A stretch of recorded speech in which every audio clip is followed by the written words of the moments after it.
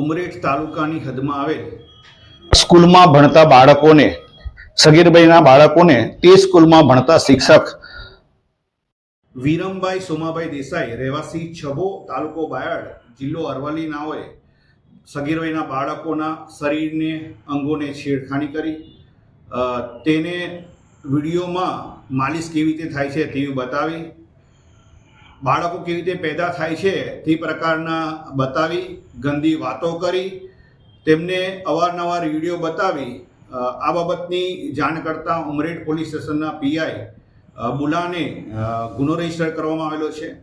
આ બાબતે POCSO act હેઠળનો ગુનો હોય અને બનાવમાં સગીર વયના બાળકો ભોગ બનેલા હોય, ગુનાની ગંભીરતા સમજી પોલીસ અધિક્ષક શ્રી જીજી જસાણી સાહેબની સૂચના અને માર્ગદર્શન હેઠળ આ ગુનામાં સંડોવાયેલા આરોપી વિરમભાઈ સોમાભાઈ દેસાઈ, રહેવાસી છબો, તાલુકો બાયડ, જિલ્લો અરવલ્લીને અટક કરવામાં આવેલા છે।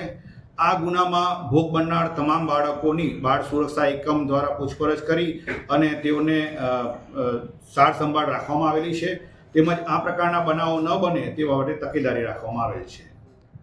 જે શિક્ષક છે કેટલા સમયથી હતો, પરિણિત છે કે કેમ, શું વિગતો છે એની?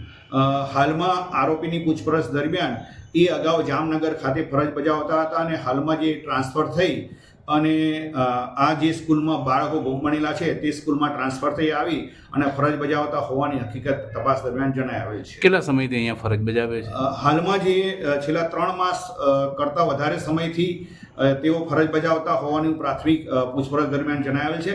તેમ છતાં સરકારી રેકર્ડ પર આ કેટલા સમયથી ફરજ બજાવે છે, આ અગાઉ કઈ કઈ જગ્યાએ ફરજ બજાવેલી છે, આ અગાઉ તેના વિરુદ્ધમાં આ પ્રકારના કૃત્ય બાબતે કોઈ બનાવ બનેલ છે કે કેમ તે બાબતે પૂછપરછ કરવાની તજવીજ હાથ ધરેલ છે। જે બાળકો સાથે કેટલા સમયથી આ ચેષ્ટાઓ કરવામાં આવી રહી હતી?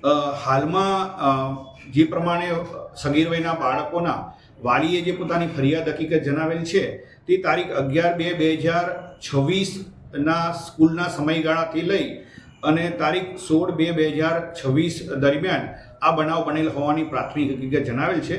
પરંતુ આ બાબતે બાળકો, ભોગ બનનાર બાળકો તેમજ અન્ય સ્કૂલમાં ભણતા બાળકોની પણ વિશેષ પૂછપરછ કરી અને આ ગુનાને અંજામ કઈ તારીખે, કેટલા વાગે, કોની હાજરીમાં, આ તમામ મુદ્દાઓ બાબતે તપાસ તજવીજ હાથ ધરેલ છે।